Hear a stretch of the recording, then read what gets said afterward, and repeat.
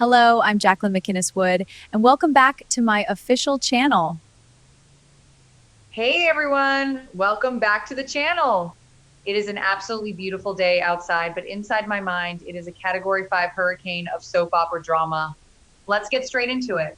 The unmistakable crack of a heavy paper document slamming against the sleek glass of the Forrester Creations boardroom table echoed like a gunshot. The collective gasp of Los Angeles's fashion elite sucked all the air out of the room. Steffi Forrester, her eyes blazing with the unyielding fire of 1,000 suns, stood over a trembling Hope Logan. The secret was out, the trap was sprung, and the pristine walls of the Forrester empire were suddenly dripping with the ultimate betrayal. I cannot believe they did that. I am literally shaking at my keyboard right now. I have been watching this show for years, and I have never ever seen a takedown this brutal, this calculated, and this spectacularly public.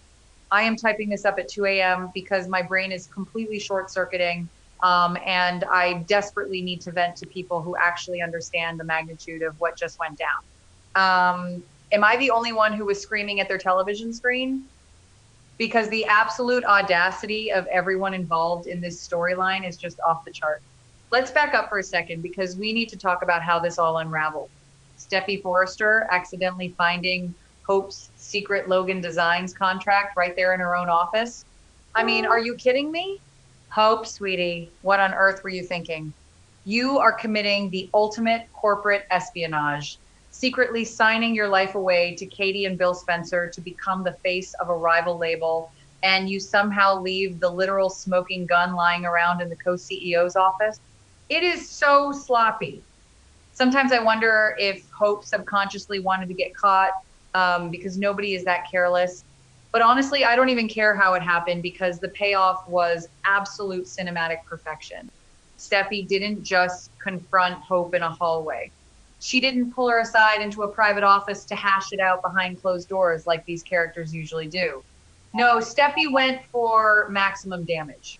She dragged this entire mess out in front of the entire staff.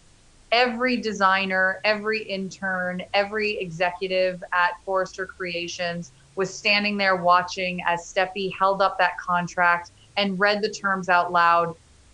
The venom in Steffi's voice was palpable.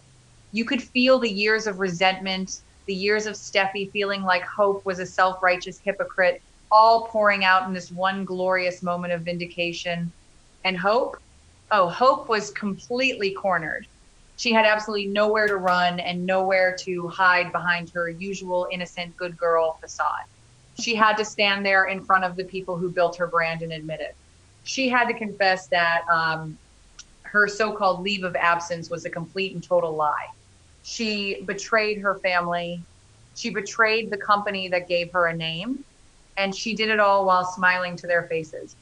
I know some people are loving this rebellious era for Hope, but personally, I think it is disgusting. She bit the hand that fed her, and now she is choking on it. But Steffi is not letting this go with just a public shaming. Oh no.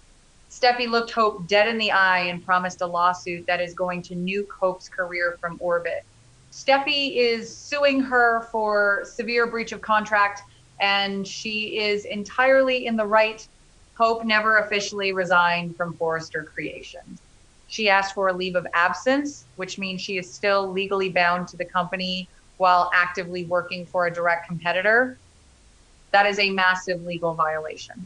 Steffi is calling her legal team, and she intends to tie Hope and the entire Logan fashion house up in court until they bleed dry. Hope's career is standing on the absolute brink of collapse, and honestly, she deserves every single second of this panic. Wait, I'm getting ahead of myself. We have to talk about Brooke. We cannot ignore the absolute devastation that just wrecked Brooke Logan Forrester. Brooke has spent the last month fighting tooth and nail for Hope. Brooke literally risked her own standing with Ridge, demanding that Hope get her line back, defending her daughter's honor to anyone who would listen. And the look of pure, unadulterated heartbreak on Brooke's face when she realized her own daughter had been lying to her this entire time, it shattered me. Brooke was completely blindsided. Hope didn't just betray Forrester Creations, she betrayed her mother. Remember, Hope is Deacon and Brooke's biological daughter, not Ridge's. Her position at Forrester has always been somewhat tied to Brooke's heavy influence and Eric's endless grace. By pulling this stunt, Hope just proved every single doubt Steffi ever had about her. The mother daughter relationship between Brooke and Hope is now severely fractured. Brooke looked at Hope like she didn't even know who she was anymore. I honestly don't know how they come back from this. Hope has destroyed the trust of the one person who always had her back. And for what? To be a shiny new pawn in Dollar Bill Spencer's vindictive game? It is tragic. But guys, just when I thought my heart couldn't take any more stress, just when I thought the episode had peaked with the fashion war, bam. The writers hit us with a Mack truck out of nowhere. Eric, oh my God, Eric Forrester. Right in the middle of this absolute corporate bloodbath, Eric suddenly falls severely ill. I'm talking a full on terrifying collapse. The sirens, the rushing to the emergency room, the sheer panic on everyone's faces. The diagnosis comes back, and it is the worst possible news. Acute kidney failure. The patriarch of the Forrester family, the man who built this entire empire, is suddenly dying in a hospital bed. He needs a kidney transplant immediately to survive. The juxtaposition of the family tearing each other apart in the boardroom while Eric's body is failing him is just brilliant, heartbreaking television. So the panic sets in. The entire family rushes to get tested. Ridge, Steffi, Brooke, Donna, everyone is desperate to be the match. You can feel the desperation radiating through the screen as they wait for the lab results. And then the doctor walks in. Out of everyone in Los Angeles, out of all the extended family members and potential donors, there is only one single match. Just one person whose tissue typing aligns perfectly with Eric's, Sheila Carter. Are you kidding me? I literally screamed at my television. Sheila Carter Sharp is the only person on this earth who can save Eric Forrester's life. The irony is so thick you could cut it with a chainsaw. The monster is the savior. The woman who has terrorized this family for decades is suddenly holding the keys to their beloved patriarch's survival. And of course, Sheila isn't just going to hand over an organ out of the goodness of her heart. This is Sheila. We are talking about, remember when Luna was running around doing all those cruel, evil things before she died in that accident? Luna was a menace, sure, but Sheila is on a completely different level of villainy. Sheila is the ultimate mastermind of manipulation. She sees this not as a tragedy, but as the greatest bargaining chip the universe has ever handed her. Sheila uses this medical crisis to make the most horrific, sickening demands imaginable. She doesn't just want money. She doesn't just want immunity from her past crimes. She wants to be an official family member. She wants a permanent seat at the Forrester table. She is forcing the Forresters to publicly and privately accept her, the woman who literally shot Steffi and Finn and left them to die in a dirty alley, into their inner circle in exchange for Eric's life. It is extortion of the highest, most emotional order. This sparks the most intense, gut-wrenching family civil war I have ever witnessed on this show. Steffi is vehemently, violently opposed to taking Sheila's kidney. And can you blame her? Steffi looked Ridge in the eye and basically said she would rather let fate decide than owe her grandfather's life to a psychotic murderer. Steffi's trauma is so real, so visceral. She has spent years trying to rid her life of Sheila. She finally got Finn to establish boundaries. She finally felt safe. And now the universe is forcing her to choose between Eric's life and her own sanity. Steffi cannot let Sheila win. If Eric lives because of Sheila, Sheila owns them forever. She will hold that kidney over their heads for the rest of their lives. But then you have Ridge. Ridge is completely breaking down.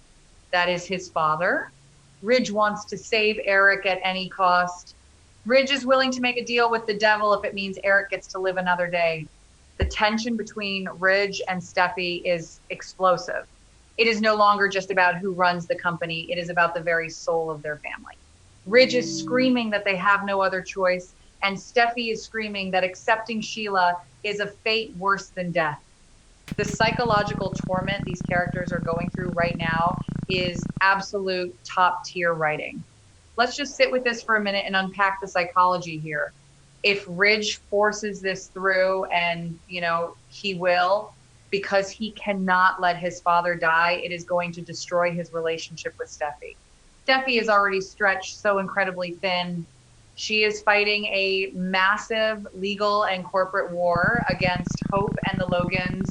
She just found out Taylor was sleeping with Deacon, and now she has to watch her father welcome her attempted murderer into the family with open arms. I don't know how Steffi survives this week without completely losing her mind. She is the only one thinking clearly about the reality of who Sheila truly is. And let's tie this all back to Hope.